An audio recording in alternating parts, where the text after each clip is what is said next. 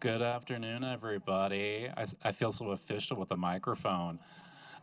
We're just a little bit past time, so we're going to go ahead and get started. I'm going to have Bo call us to order, but just want to give you the heads up. Also, right before we get started, I know it's a little bit unnatural for us right now to use the microphones. They're new, but also it feels kind of weird. Keep in mind that we do have somebody that takes our meeting minutes that is not physically present in the meeting and works off of a recording. I got the feedback that last time there were some difficulties of persons not speaking into the microphones, which really makes it challenging for us to get a good quality recording. So just please make an attempt to speak into your microphone. You will press the little button that looks like a person with sound coming out of their mouth to turn your microphone on and off.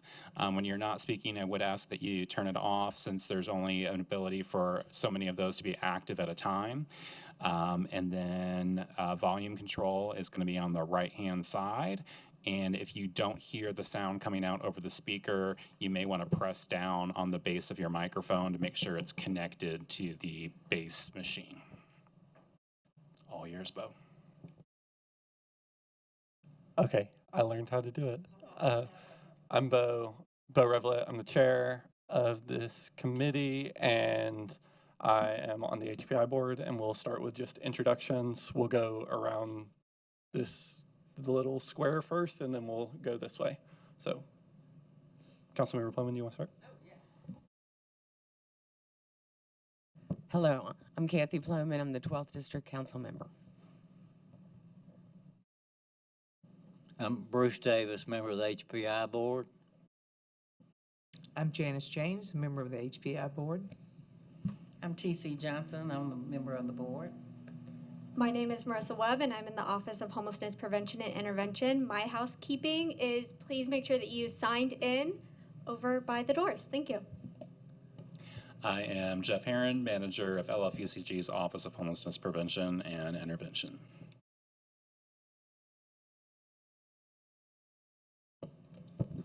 Hi, I'm Vivian Gaines. I'm the Director of Homeless Services at Health First Bluegrass. Hi, I'm Tay Henderson from Lighthouse Ministries. Hi, I'm Anita Nellums from BCTC. Hi, I'm Allison Compton, Housing Coordinator at Greenhouse 17. Dale Chapman, St. Michael's Episcopal Church. I'm Asara Geronimo with Lexington Rescue Mission. I'm with the Homeless Intervention Program. Erica Dominguez, Lexington Rescue Mission. I'm Naomi Cluett with Lexington Public Library. Christina Ellison with New Beginnings Bluegrass. I'm Caitlin Dixon with the Division of Housing Advocacy and Community Development here at the city. Dustin Loughton, Street Outreach Hope Center. I'm Danielle Sanders with Community and Resident Services. My name is Andrea Zhang with Kentucky Tenants and Kentucky Equal Justice Center. I'm Nikita Perumal with Kentucky Tenants. I'm Emma Anderson with Kentucky Tenants. Great, awesome, thank you all. And so first we will just review minutes. So you should have gotten it in your packet, but are there any corrections or questions to the minutes?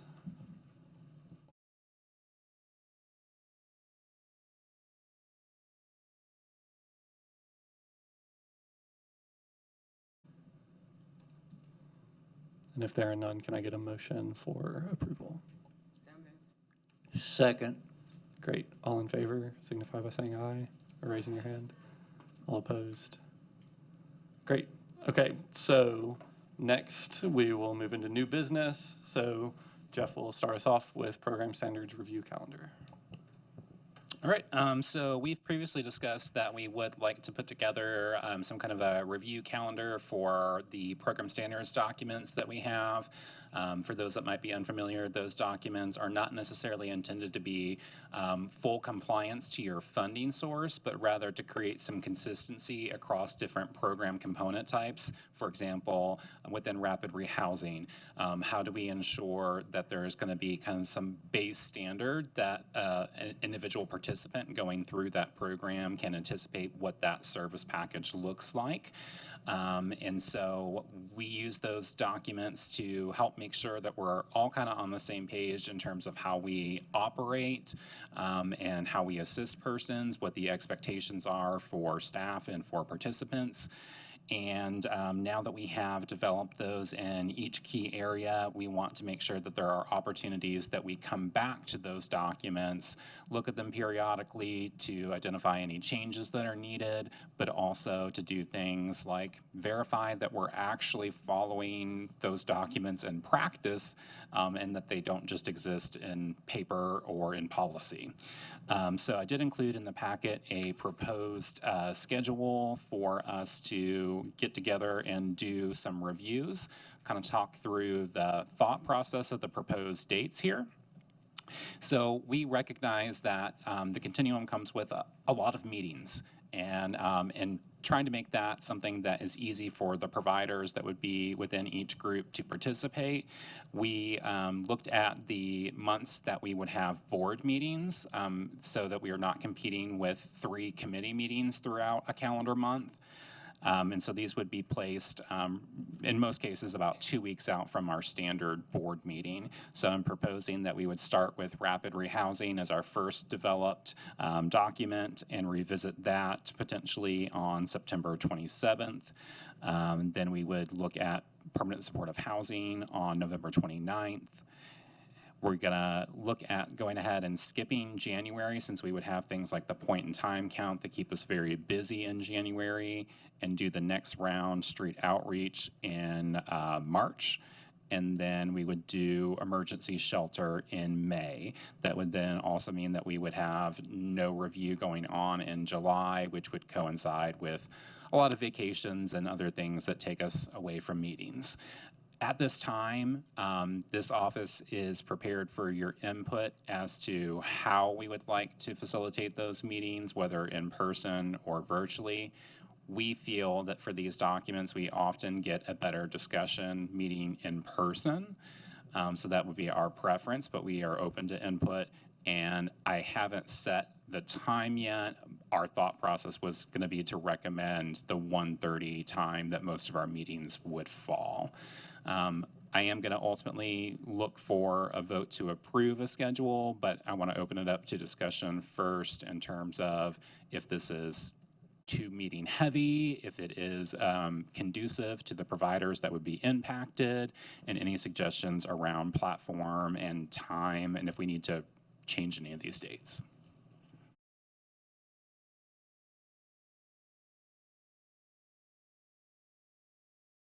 Just to be clear, who would attend these meetings? So definitely anybody that's operating a program in that particular type. So we would have any of our funded rapid rehousing providers would be required to participate. We are glad to take input from other individuals within the continuum, other stakeholders, but at a bare minimum, we would need the participation of all funded partners for that particular type of program. As well as this committee? So it doesn't have to be everyone on this committee. The minimum would be those that operate each program type. And if, for example, if you as a member of this committee wanted to participate, we would love to have your input. You obviously have experience with a lot of these different types of programs, but we at minimum want to make sure that those that are operating are aware of our policies and meeting them. So your question is directed to everybody in this room then, as far as the convenience of the dates? Yeah. And so, like, not to pick on providers, but like, I see Christina, I see Marty, I see Allison, Erica. Those of you that are going to be impacted, definitely if you have any thoughts, let us know. If not, we'll just make a decision. I'll go ahead and say, since you picked on me first, I think this is fine. My only concern looking at it is the rapid rehousing one, considering that is COC competition wrap-up month for you all. Is that going to put too much strain on your office to be able to do that in September as well? But other than that, I think this all looks fine. So consider that. We are going to be expected to turn in our final application on the 28th, but per HUD policy, we have to actually post it online 2 days in advance of the deadline, the 26th. So this is literally the day after we hit submit. But thank you. I appreciate you considering my mental health. I mean, it's also okay to just take a breath, you know, afterwards, but. I'm not allowed to do that. I don't get that.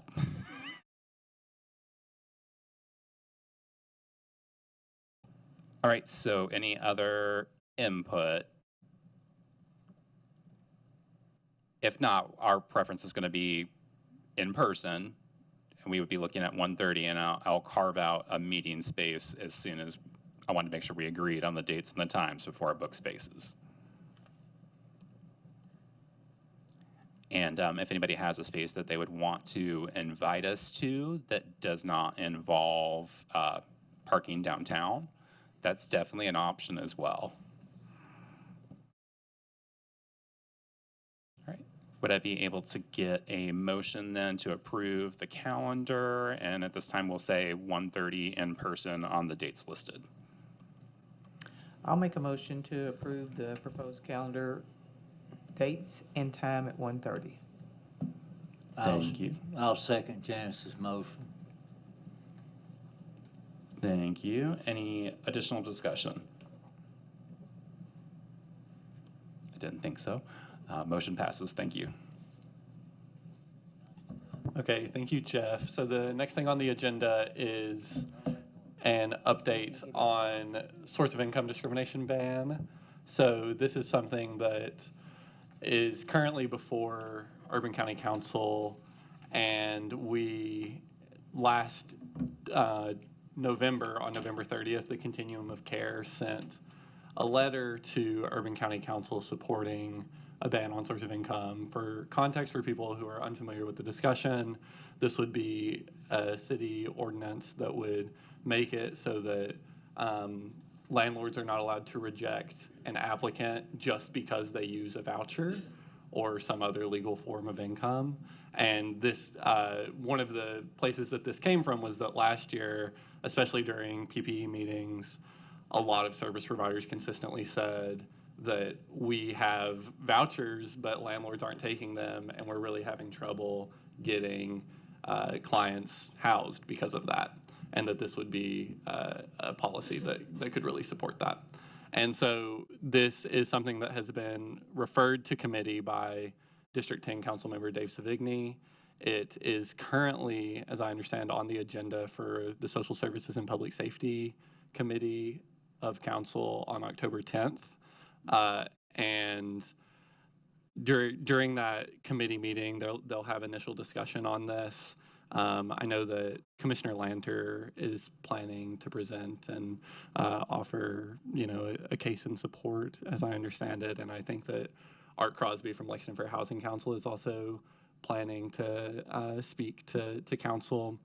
And I bring this up both so that we're in the loop about what's happening there, and also we sent a letter last November back when council was first considering this before, but that was also a previous council, right? We've had an election, and there are, I think, 6 or maybe 7 new council members, 6.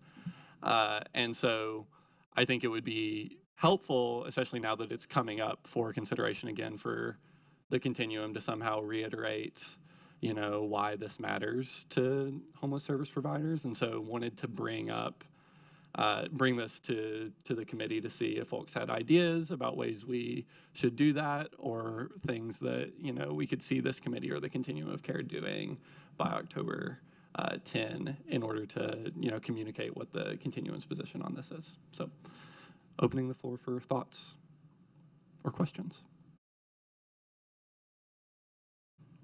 I'm also just going to go ahead and add that I gave my annual update to council and the same committee yesterday. And this was a point that did come up in the kind of broader discussion about things that this office could use to better its mission and its work. This was a talking point, and Councilmember Savigny did mention that being in committee for October. So I think this would also be just in terms of the update I just provided to the council, potentially, as Bo pointed out, an opportune time for us to make sure that we're getting this information before the council members to consider.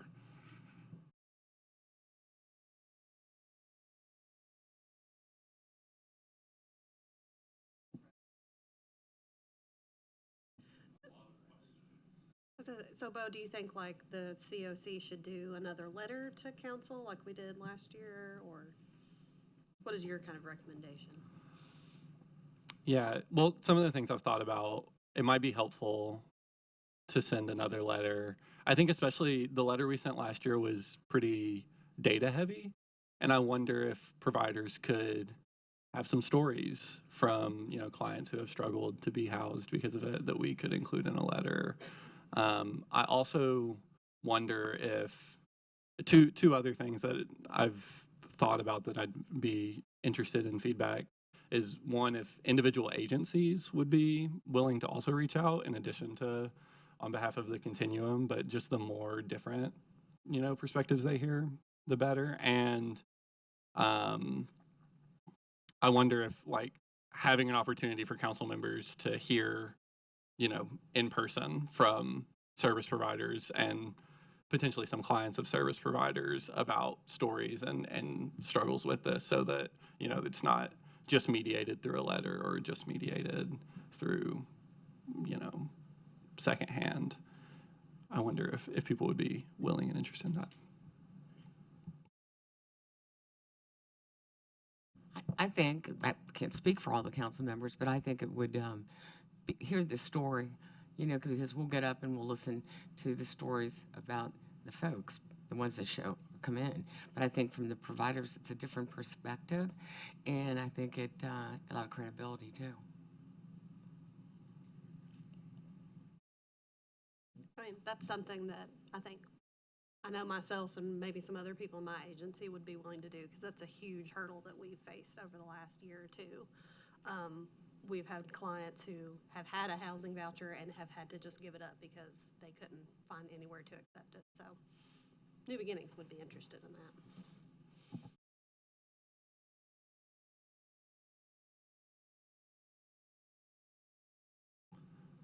Any other thoughts? I wonder, go ahead, Jeff. I don't attend that committee very often. Is there public comment within that committee? Is there what? Public comment? You know, that's up to the chair. Okay. Now, whether or not Councilmember Savigny would perhaps make that part of his presentation, you could double check. Yeah, I mean, I definitely would want to click, because I don't remember seeing it on the agenda. Yeah, it usually it's not. It hasn't been. Public comment is only at the work and regular council meeting, but there have been exceptions. So I would talk to, and I believe, I'm trying to think, social services chaired by. I want to say Reynolds. Jennifer Reynolds. We just had it. You're right. Yeah, we just had it. Yeah, it is Jennifer. She's new in that role, but yeah. If that's not an option, I can quickly check on that. Then I think the alternative would be directly reaching out, or Bo and I had also discussed that another possibility would be, like, we could book like a meeting space, or we could, you know, book, you guys could come to the government center, we could find a space, you know, social services conference room, CAO conference room, Charlie's conference room, and maybe just invite, if council members wanted to attend and sit down with some providers and just hear that firsthand. That would be another way that we could potentially facilitate that. We want to make sure that we're not asking too much of those that want to express their opinion, but we do want to, if you want an opportunity to get that information before then, we want to facilitate if we can. Yeah, and we have a full HPI meeting before October 10th, correct? Yeah, September 13th. September 13th, great. So I wonder if, so maybe I'll get with y'all and any other providers who are interested in helping draft a new letter so that we can have it at the September 13th meeting. And then I can also follow up about opportunities to communicate in person with council members. Is there anyone else other than Christina and TD who are interested in? Greenhouse 17 would be interested in that too. Great. So I'm just going to remind everybody that I have to send that meeting packet out by close of business on Wednesday, September 6th. So I'll need that draft to include by that date. Lexington Rescue Mission will also be interested in that. And keep in mind that that's not solely just about vouchers. It also includes third-party payments. So if you're operating on a slightly different model, like I know that your comment reminded me of that because you guys do the HIP program. So if any kind of financial assistance that you might be doing as a third party, it might be something for you to consider participating in. Great. And if I don't have your contact information, can you either find me after, or Jeff, can you make sure that I get that? I've got everybody's. I can facilitate that. Great, thank you. Okay, any other discussion or questions on this? Great, okay. And next is on Lighthouse Ministries Clean Start program. So take it away. Thank you for this opportunity. We've got a short presentation here. Oh, there we go. Lighthouse Ministries, we've been in business almost 20 years, really over 20, but I've been here 20. Feeding the needy, helping the hurting, and directing the lost. Is that how you do it? Press the button.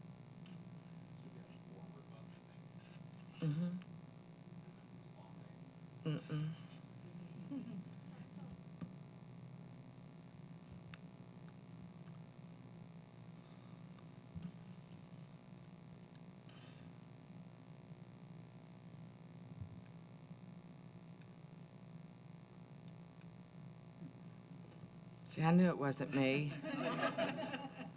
Everything else is me, but this time it's not. One of us can just go back to the computer and do it manually. Just let us know when you're ready for us to advance. I'm ready. There's one screen we left blank, so I'm going to have to read it. It's really short. We provide lunch and dinner to an average of 200 individuals daily.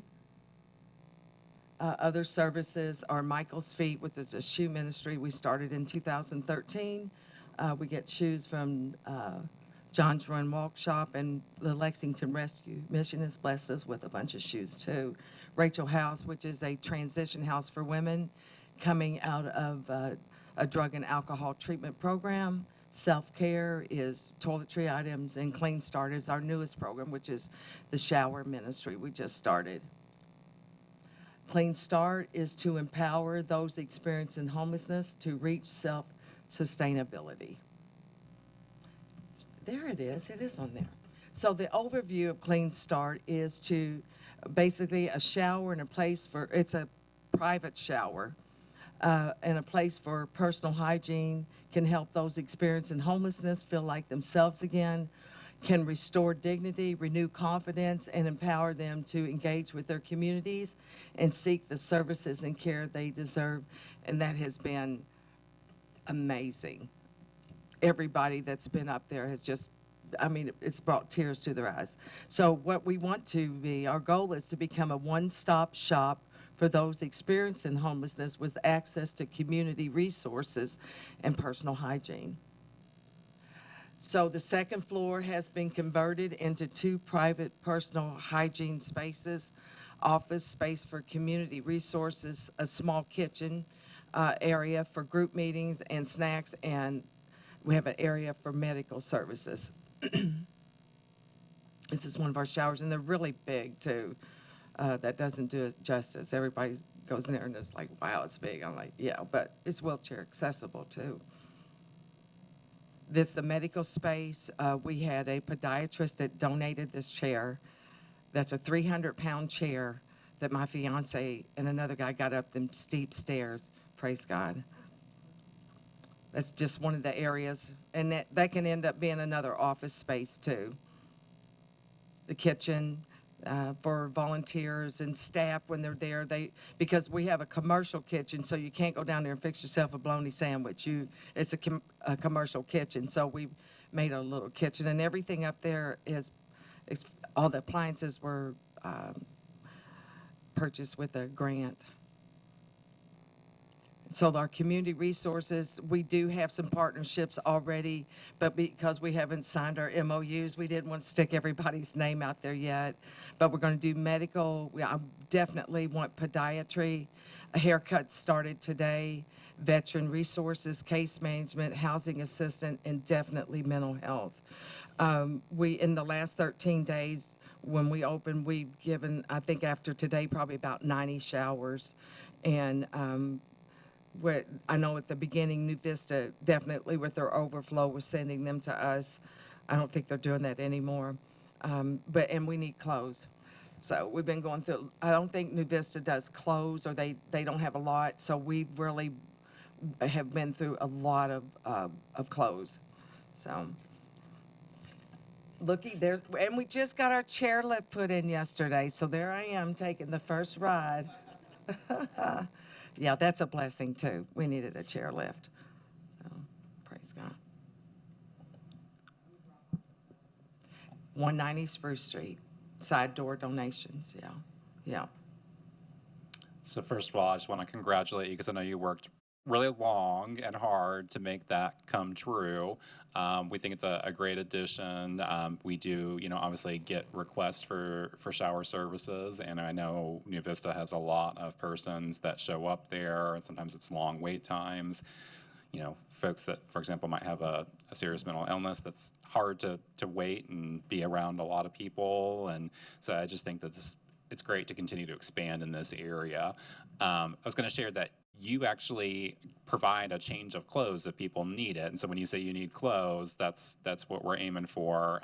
So in addition to being able to drop that off to Tay directly, I can't necessarily agree all the time, but if it's more convenient, like Kathy, if you had something and you wanted to give it to me, I'll make sure Tay gets it. I'll try to work with people to make it convenient to get it over to her. And just wanted to make sure that Tay could share a little bit with you all about her new program, and if there's any service providers that might be interested in accessing any of the spaces that she has available for services, definitely feel free to chat with her or talk about it now, even.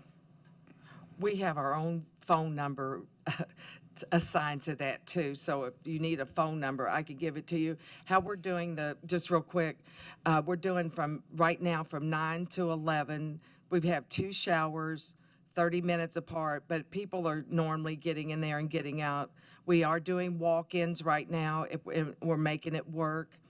Or they can come to our lunch and dinner meal and schedule an appointment too. So we're trying to make it easy for people. We don't want to say, come back tomorrow when they're all crusty and dirty and they need a change of clothes. So I want to be able to, we've been able to do that, to work people in. But it's been very successful. I can say that it's been fun. It is. Let me grab my phone. It's 859-303. I've called it 3 times today. Hang on.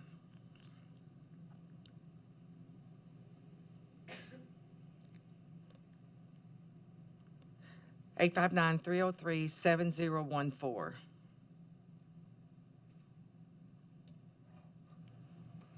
So the 259 number that we had before, was that? You can still call that number and we'll get it, but I felt like it was easier for us to just have our own line. That way we can leave message, we can take care of it right then. So we were also working on getting those showers added to the resource guide, so we want to make sure we correct that number and get it routed to the 303 number. Thank you.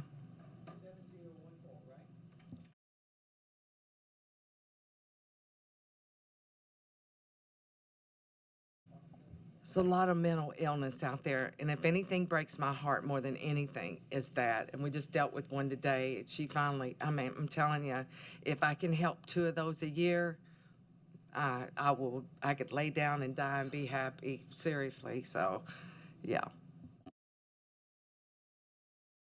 Thank you again. I really appreciate everything that you're doing over there, and that you are thinking about more than just, the meal or the shower. You're thinking about the whole person. So thank you.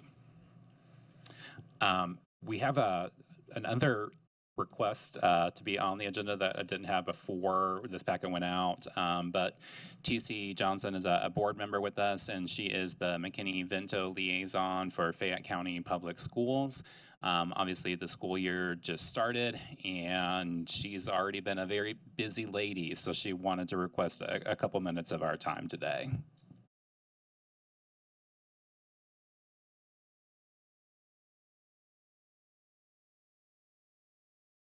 Hear me. If I turn it on, y'all might can hear me.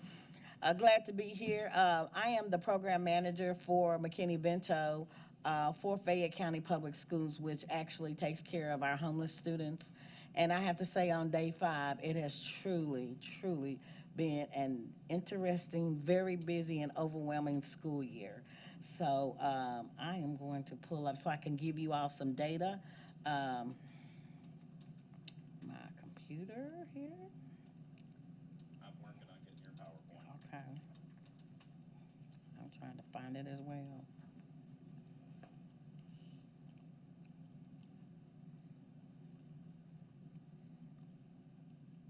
I started asking questions because this year really turned out to be extremely, extremely busy. Last year, just to give you all an update on where we are, last year we increased by 13% of our homeless students for 2022-23 school year. So that was overwhelming. We had 943 cases. 67% of them were doubled up. 15% was transitional housing. 15% was hotel motels. 2.5% was unsheltered, and there were 7% of the unaccompanied. The unaccompanied are the ones that really have my heart. And those are our high schoolers. Most of them are our high schoolers that are pretty much on their own. They're either at Auburn Youth or they're actually couch surfing. And so being new, I will officially be a year in next week. And so being new, after 22 years at Winburn as the Youth Service Center coordinator, I just kind of hit the ground running.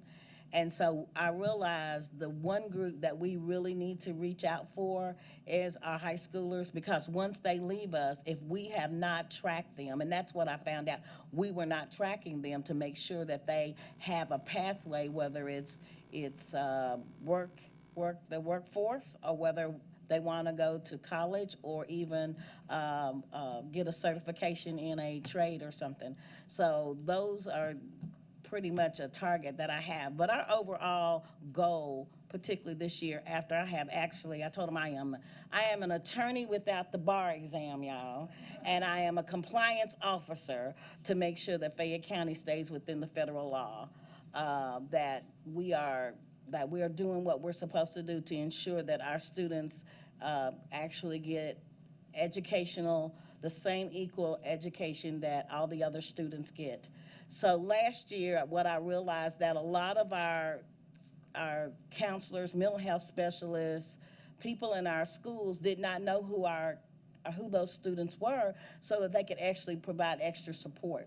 So one of the things that we did was we added a purple flag in, so now that those staff members that are working with those particular students, they know to provide them with extra support. So that makes our load a lot easier, because the more hands that we have on them, the more support that we can ensure that they're getting education, after school tutoring if they need it, if they need help with anything as far as graduation. So,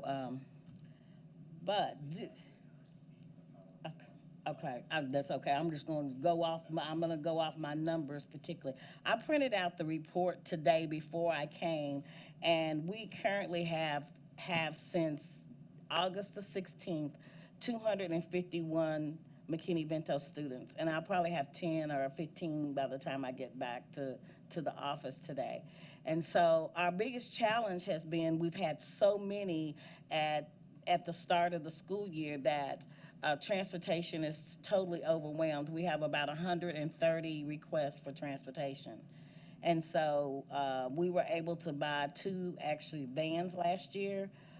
So we have been transporting. So I've been up at 6 in the morning transporting students and then picking them up in the afternoon and getting them back to where they reside for. So this year has kicked off because I started asking questions, have we ever had this many at the beginning of the school year? And the answer I've gotten is no. And so I have been really curious at what has caused this influx of it. And so what I've been able to find out, which we are going to be doing more data collecting on it, is that there's been a lot of evictions, a lot of condemnations, and then we've had several house fires that has just really took families down. In fact, we actually have, and it's public knowledge, so I don't think she mind me telling you all, but we actually have a director in our building that had a house fire that totally displaced her family. And she called me and said to me, she says, I have a whole nother respect because you never know how challenging it is until you actually experience it. So she is like, she'll probably be my mouthpiece when I'm gonna bring her with me because she was like, this is just, and her child has some health problems, so she was just like overwhelmed with being displaced. But we're finding out that the increase in rent has been a huge challenge with our families. And so, and I just kind of, okay, I do me. I was like, okay, we have like our cafeteria workers, they work 6 hours. And so I started calculating how much they make a month. So they will bring home is around $1,500 a month. That is really they can't cover rent. So what do they have to do? They have to do another job. And so what does that also do to them? That takes them away from their kids. And then child care sometimes becomes a huge issue for them. And so that is a challenge on trying to actually help them find more efficient income for them to do. And let's see, our evictions, of course, has increased a lot.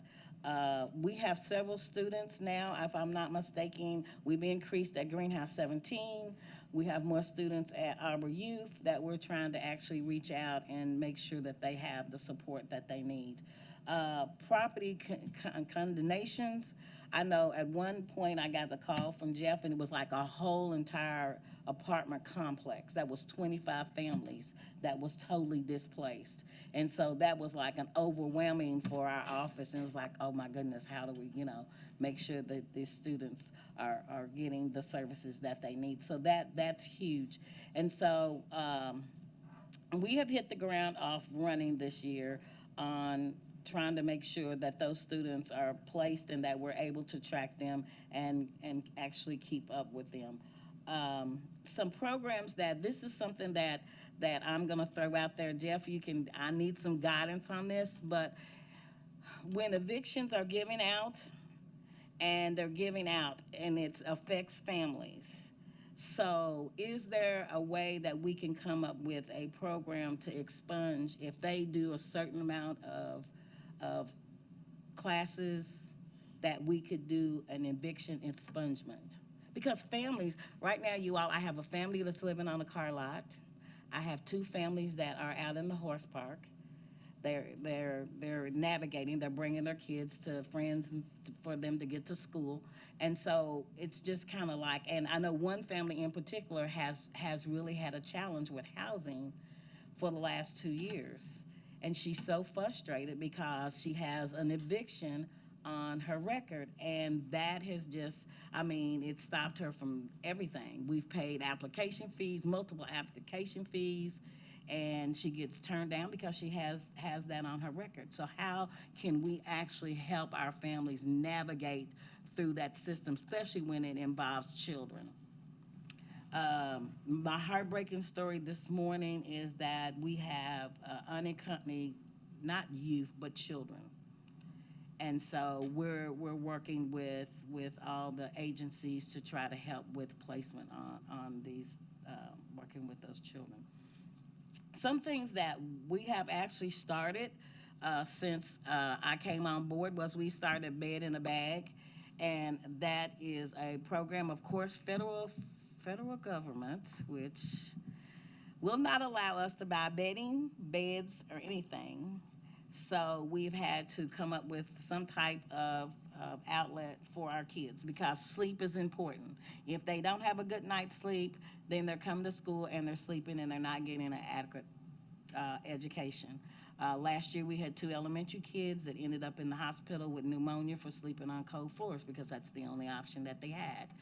And so we started Bed in a Bag. So that's bedding, blow-up mattress, something to at least get them actually started with being able to have a good night's sleep. We also are getting ready to launch Transitional Readiness, and that's for our high schoolers, is to connect with those high schoolers to make sure that they are on some type of track when they leave high school. Because once they leave us, all of their resources, their school resources, are absolutely gone.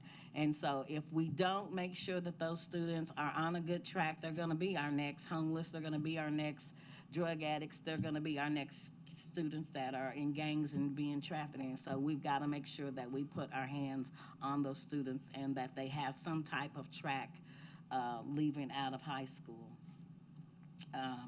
Again, our expungement program, we have Crock Pot Project, and people are like, what is Crock Pot Project?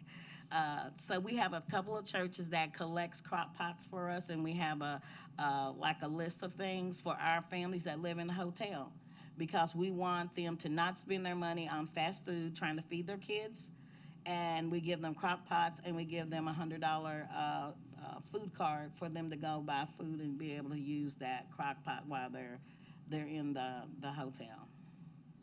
So that's kind of a summary. Any questions?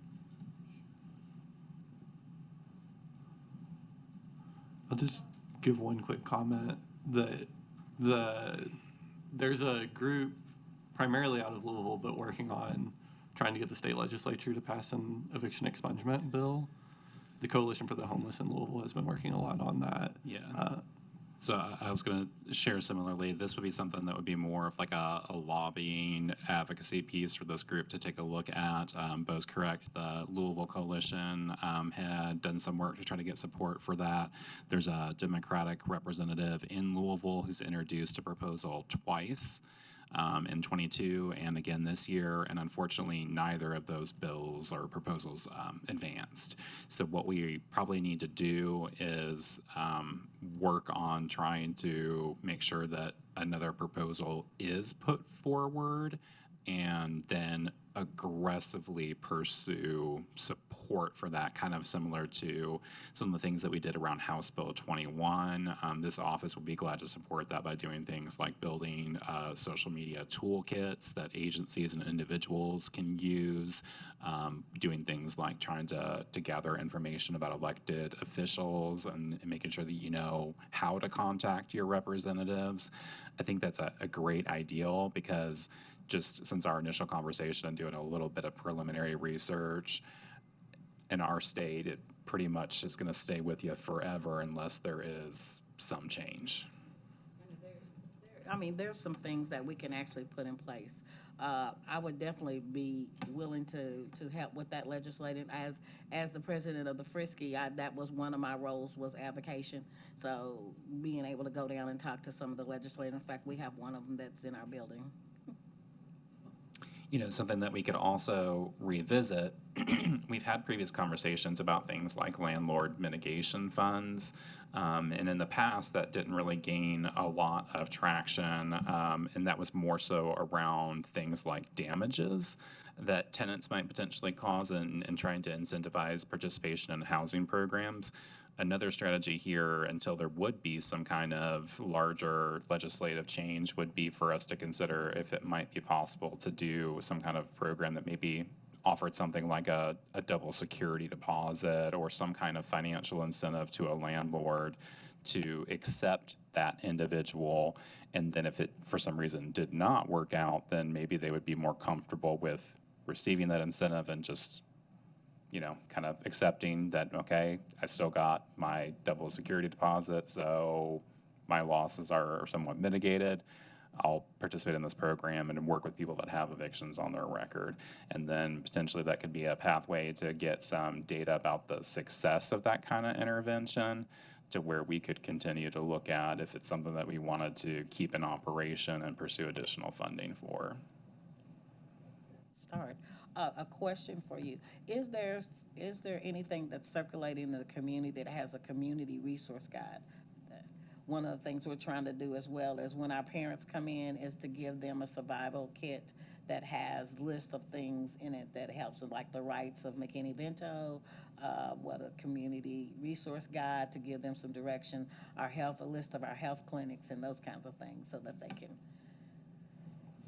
So like I know my office has steered clear of trying to produce anything in paper that has to be updated quite often. I know we have something that would be more for like our homeless resources, like meal programs, showers, shelters. I understand you're definitely looking at something more robust than that. We would be glad to send you any of the materials that we work with on a regular basis. We can also send you some of the Lexington homelessness materials. For example, there's a resource about what to do if you're facing eviction. We could provide some of that, but there might be some persons in the room that might have internally within their organization some resource guides that they might be able to offer. What about those kiosks that are being put up? I know Hope Center got one. I worked on it before I retired. myky.info. Yeah, because I would think Fayette County would have one of those, because the way they're supposed to work, they're supposed to be very user-friendly, and you put in what you need and it pulls it up.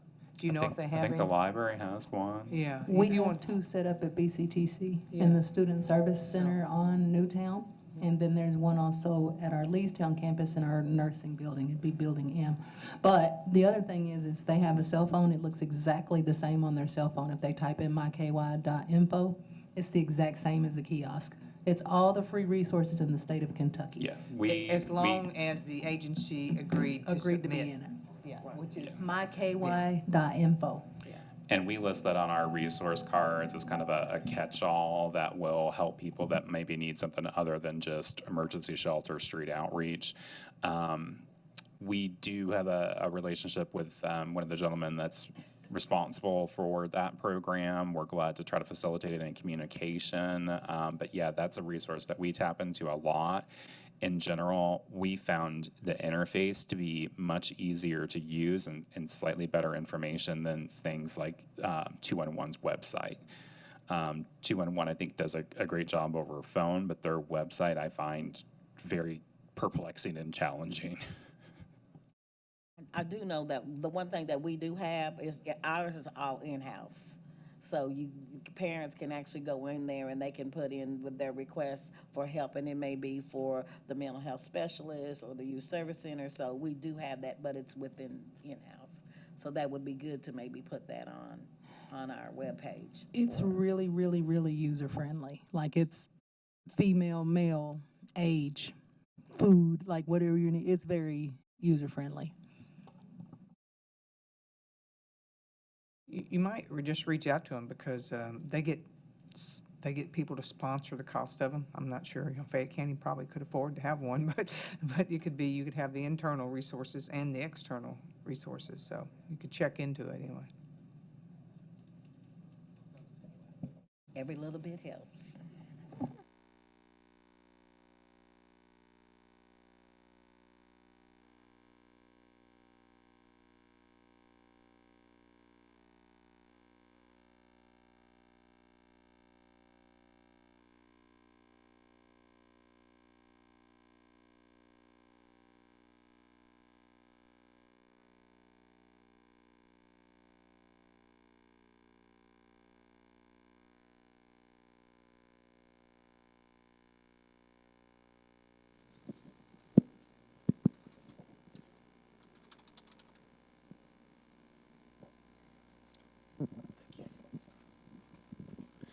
And then it will give you the information about the places that are available.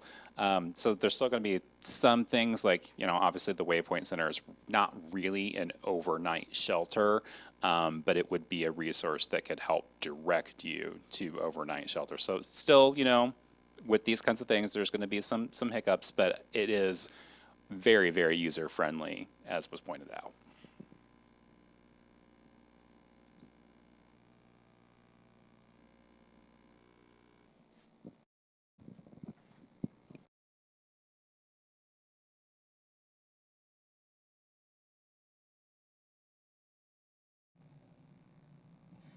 Just an idea, one thing you might do, this is what we've done for our students. We made a QR code for that. So like we've just got it posted up. So, because I don't think they use the kiosk a lot because it's public, right? They're in an open space. But they do it on their cell phone and they use that QR code to go directly to it. So that might be a way if you want to have a hard copy. One thing we also did, I created some stickers and they put them up on campus in our bathrooms. So just little secret ways that people can get help without everybody knowing they need help. Awesome. And TC, I don't know if I talked to you about this before, but at one point, T-Mobile, I believe, had approached me about a program that they have for nonprofits and government groups. They will provide free of cost a smartphone in a hard case. It's not going to be like an iPhone, but it is a smartphone, and it works pretty well. It can be programmed where you could have certain resources loaded into it. So there could be something like a resource guide that's there. They would work to develop something with you. They were really wanting to underscore the fact that like you can limit the features on the phone. So like if there was something that you were concerned about people being able to access, for us, that really wasn't a concern. We think that, what people do with their phone is their business. No one tells me what I can do on my phone. But obviously where you're working with children, that might be something that you would want to think about.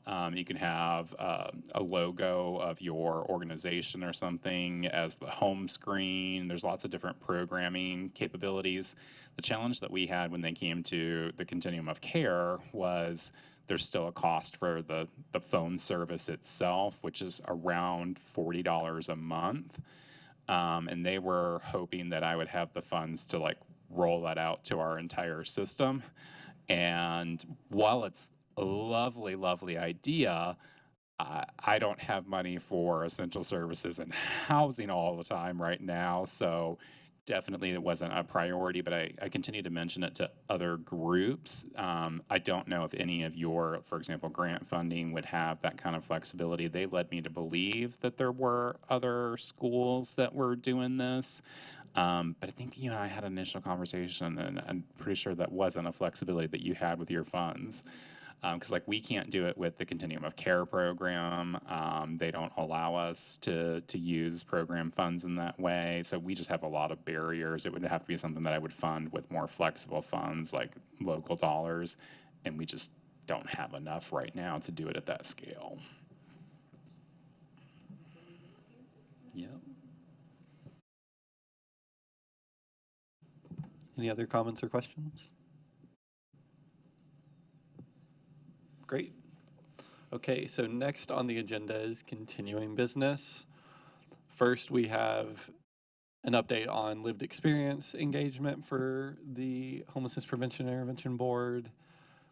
Again, for context, this is a undertaking that the board has been going through to better integrate the perspectives and expertise of people with lived experience into our decision making. And we have set up a subcommittee to lay out what that's going to look like. We've talked about having regular listening sessions, having defined ways for people to give input on decisions, participation within committees. During the Continuum of Care ranking and scoring process this year, we distributed a survey and Jeff engaged some people. And the update that we have next Wednesday, August 30th, we have a room at the Central Library booked. I do not know the time, but Jeff. 1:30, and I'm checking which meeting room that is. I know I got an approval on it. And we'll send something out by email, but I want to kind of explain what our approach here is so that there's some context. So that's going to be meeting room B, and it's at the Central Library, again, Wednesday, August 30th at 1:30. We've got the space booked until 3. That room's going to have a capacity either 30 or 40. Naomi might know offhand. I think it's 40. As Bo mentioned, we have been starting to try to do some of these efforts, and some of this is going to be in relation to the COC application process.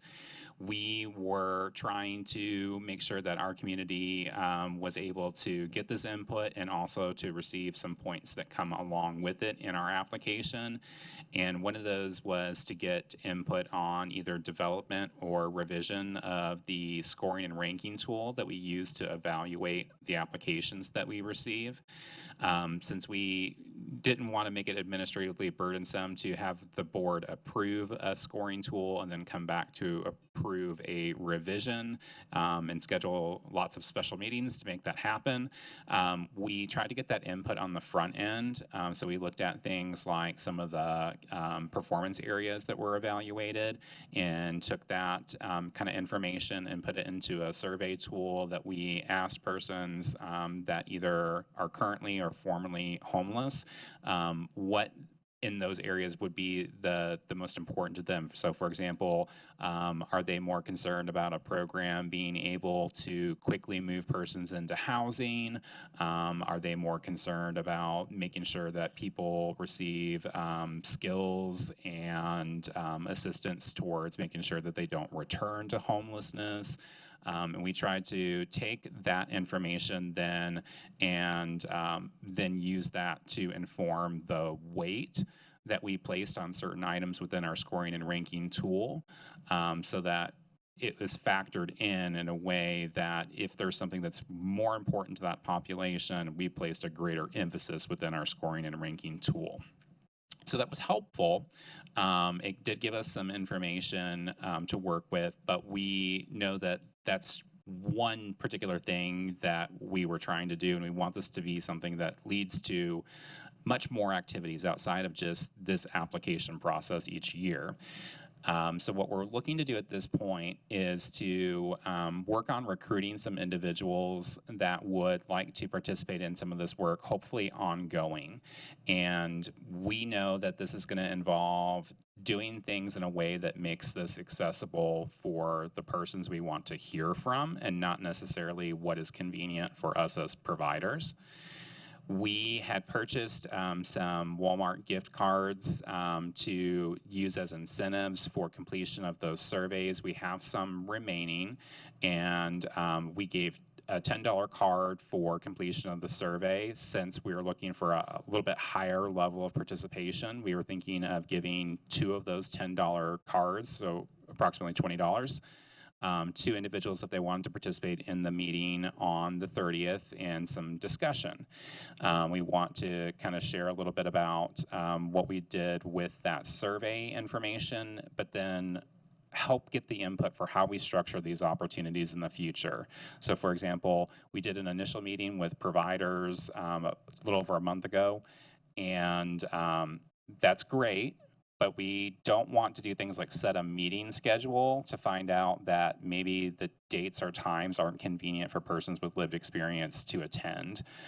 Maybe this is something that we need to do in evening hours or on weekends as opposed to 1 o'clock on a Wednesday. We wanted to also make sure that we did things like get input on the types of opportunities that people feel like would work best for them to be able to express their opinions and their feedback. We want to make sure that if we continue to offer incentives, that we are not purchasing or pursuing things that don't actually help that individual, are not something that they are going to find beneficial or useful. So this would be an opportunity for us to get some of that feedback and plan for what this group looks like moving forward. So kind of that ask that I would have today, and for those that we need that aren't present in today's meeting, we'll reach out to them. My office will individually. But looking at things like Marty working with your street outreach team to see if they have any individuals that they think would maybe want to participate in this kind of a process. And we would then invite them to this meeting so that they can give us that feedback and give us the roadmap that we need to move forward. So definitely I'm going to be reaching out to folks like Marty and Erica to get the input from their street outreach teams, also from things like your housing programs. I'll reach out to our rapid rehousing and permanent supportive housing providers. It can be a current or past participant. It can be a currently or formerly homeless individual. But we really just want to make sure that before we would move forward, that we have that input to make informed decisions. Any thoughts or questions or feedback?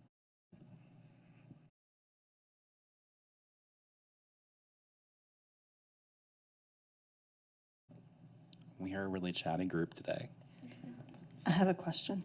Yeah. Would you like to advertise that meeting to the library customers between now and then? So we talked internally about doing something like a flyer. We even had one that was made up. One of the concerns that I have with that is that right now I have 43 Walmart $10 cards remaining. So if we were to do 2 of them, I roughly can do about 20. That's also a room that only holds 40 people.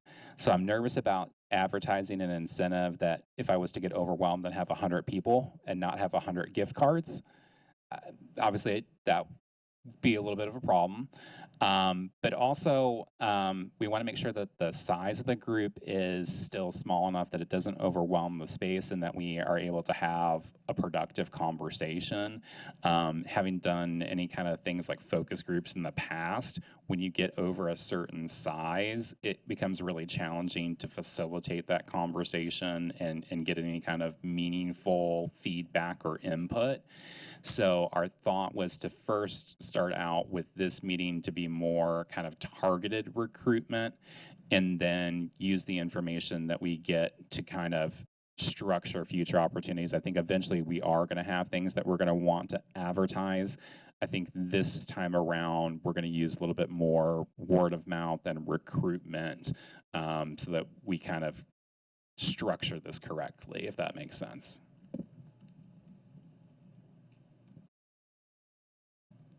Other questions or input? So will you just like ask certain providers to make sure that they sort of recruit somebody from within their service area? Yeah, so we're going to be going to, like I'll talk with New Beginnings and say, do you have any participants in any of your programs, whether it's your COC or ESG programs or other programs that you've operated? Do you have anybody that you think might want to have their voice heard? I know that in a way it's going to kind of limit the input initially by not having like widespread advertisement, but it's kind of a balance of making sure that we do get the kind of participation that we're seeking. One of the challenges that we had with surveys was that some people clearly did not put any thought into their responses or sometimes fully complete the survey. It was just, there's a gift card that's available, and I understand, but I also want to make sure that it's not, if we're taking this step, I want it to be meaningful and not empty. I don't want someone to just show up and not give any input. I really want this to be an opportunity that highlights people's voices instead of further takes away their voice.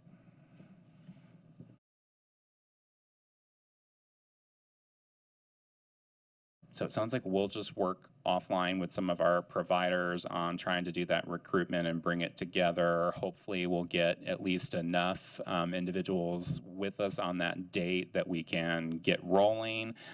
Providers are still going to be welcome to attend that meeting, but the focus is going to be more so on those with lived expertise, and then come back around to that provider group and start to blend the two groups and make plans moving forward. Great, thank you. Next on the agenda is Marissa on program standards. Hello. So since let me move this closer to me. Since we just approved the program standards review calendar, I will be reaching out to each organization, providing them with a copy of the current standards, also where they can find those standards ahead of those meetings. That way we can get some of that discussion happening both online, and then that way folks also feel prepared for when we do meet in person at those meetings. The only other update that I have specifically is regarding the emergency shelter standards, and those shelter standards were approved without that amendment at the very end regarding winter weather and emergencies that would require potential overflow, because our system is currently looking at a potential winter-long solution, as well as examining what would maybe be best, a best fit for our system. If we do have a separate winter-long shelter,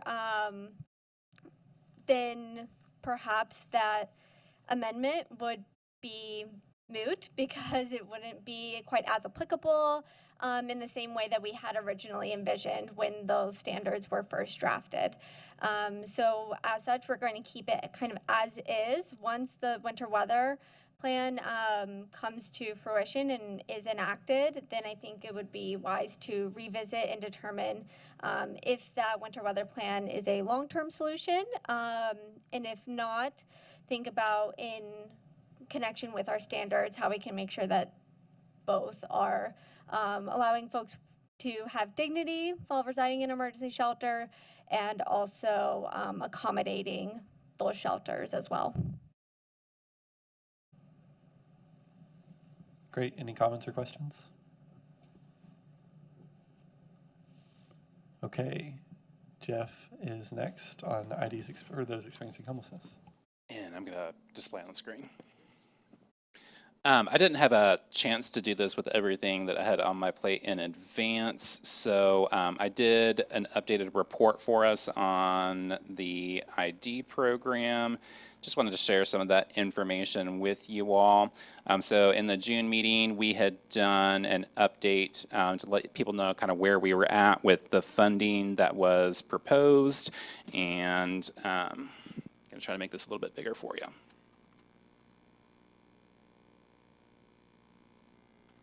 There we go. So we had taken remaining just over $1,200 out of the fiscal year 22 budget and dedicated that to facilitating state ID assistance. We started in the end of March as Safe Harbor was coming to a close to make sure that it could help facilitate permanent housing options. And so what we found is that there continues to be a very large gap between the number of letters that we issue and the number that are redeemed. So of that $1,200, there is a little over $900 that are letters that have been issued but not redeemed. And then the actual expenses for those that have been redeemed are a little over $300. And so technically, if every single person that we've issued a letter for was to redeem it, we would be sitting at $11 remaining. However, I don't know that all of those are going to be redeemed. I think a lot of them are going to be lost, or that maybe the individual's not going to have an intent to redeem it. So this makes it challenging for correct accounting and for me to really figure out moving forward how much we need for a budget for this program. I'll work with this. If I see a sudden surge, then I'll just bring this item to the board to go ahead and talk about how much of our 24 funds that we want to commit to this. In the meantime, I can control a lot of this by just what accounts that I charge my credit card transactions to. A couple things that I found interesting. One was that we have to date issued 150 letters. Only 35 of those have been redeemed. That's 24%, and that's actually the exact same percentage that we had in the June meeting when we talked about this. Also keeping track of the number of letters that are being submitted and redeemed from each of the participating agencies. Now these are going to have percentages that range anywhere from about 13% to New Beginnings has 100% since they have one that was submitted. The next highest would be 40%. So we're still struggling, and I just want to continue to highlight the point that the letter alone does not remove all barriers for the person. I continue to encourage thinking about taking people in groups or somehow providing transportation assistance, even if that might be something like a bus pass. Even just some of the case management touches on this, talking with an individual, having follow-up, asking if they've redeemed it, asking if that's something that we need to reissue the letter. We'll be glad to work with somebody to get a replacement letter if it's for some reason misplaced. There's not really a cost for us to do that, so we would be glad to facilitate it. Also, I'm going to just make some quick reminders and some updates. Update would be that I did not initially understand that this was the case, but with House Bill 21, there were several different effective dates within that bill. And so the cost of the 1-year state ID for persons experiencing homelessness was actually reduced from $10 down to $5 effective July 1. So that means we're going to get a little bit more bang for our buck on this program. With transaction fees, that's going to bring the individual cost per ID from $10.28 down to $5.14. And then just some reminders for those that are participating in the program. That would be, please provide us a full legal name. If there's a middle initial, please give the full middle name. This is to help make sure that the state's able to correctly identify that person, and if they need to pull records like a social security card or birth certificate from the system for someone who's already had a Kentucky state ID, that's just something that removes the barrier of having to present those at the time of redeeming that letter. For photos that are included to help make sure it's the correct individual, since it's used to identify, please try to make sure you can clearly identify someone from the photo. So avoid things like hats, hoods, sunglasses that make it difficult to actually see the person. The letters do have to have a signature by us and ideally from the individual. They're great typically about processing even if the individual doesn't sign that letter, but I want to make sure no one has an arbitrary barrier, so do encourage them to sign their letter. We are not able to use a P.O. box as an individual's address on their ID. So it has to be a street address, and that's part of the reason this program exists, just so that the agency is able to use their organization address in place for that requirement. So just want to give you an update in terms of where we're at. I'm not going to immediately ask the board for additional funds because I think some of this is going to take some time before we actually are in a spot where we truly need more funds for this. But I wanted to share this information and just see if there's any questions or discussion.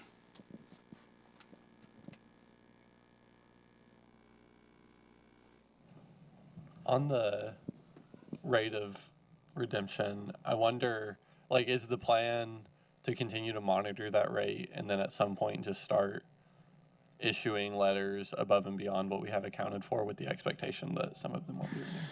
Right now, that would be my plan, is just to continue to issue them because I think a large amount of the ones that haven't been redeemed are probably never going to be redeemed.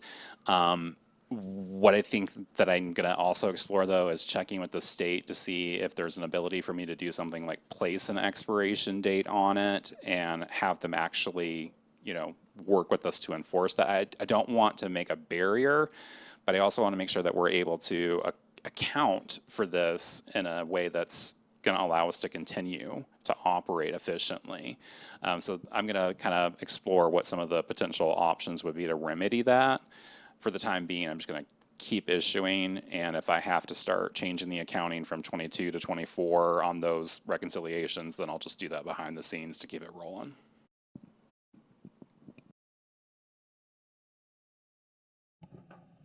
Great. So the last thing on our agenda, and we are 12 minutes until the hour, is National Homeless Persons Remembrance Day, and that's Jeff and Dale. So. All right. So I'll just kind of lead this off and hand it over to you. Very well intentioned as I might be, I am a person that has a lot on my plate, so we had discussed that this might be something that my office needs some assistance in trying to facilitate, and so I went back and had a conversation with Dale about trying to help facilitate our meetings and have the OP kind of take a step back to participate in meetings and facilitate any of the steps that are appropriate for us to facilitate, but just see if we could get a little bit of support in terms of planning and facilitating some of the meetings. And Dale was gracious enough to accept that, I want to say, offer, request. So at this point, I'll turn it over to you. I know that we had previously discussed a potential meeting schedule by Zoom, but now that somebody else would be facilitating this, I want to make sure that any kind of a meeting schedule would work for you. So I think that's the primary thing that we would seek to accomplish today. Right. The last meeting, as I understand it, was in May via Zoom, and I don't have any of that information. So the schedule of which you speak, I have never seen, which makes it hard for me to respond to whether or not I can make it work. But I have a pretty flexible schedule, so.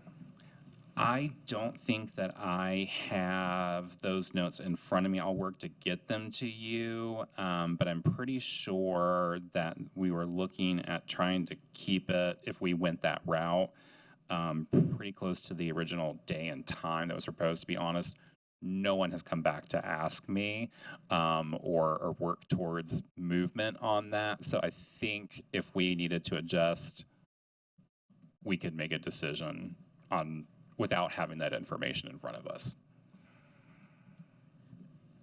And in February, there were a number of people who indicated an interest in working on this project. You have that information, I trust? Yes, okay. We do have, I can get you individuals' contact lists so that we can send something out. If there's not necessarily a clear consensus today, we can also send something out like a doodle poll or something by email to gauge when would be the best times for those that have agreed to participate previously. And I could also send something out via our listserv to make sure, even if they hadn't participated in previous conversations, that they were able to move forward with us. Great. I think that then is kind of the route that we'll go, since I don't have those notes with me. Great. Any other comments or questions? All right. Next on the agenda is other issues and public sharing. Anyone have anything to add?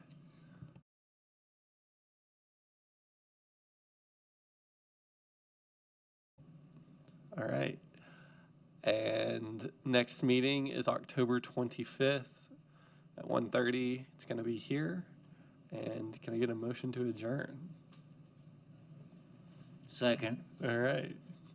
Any objections? All right, we're adjourned. Thank you.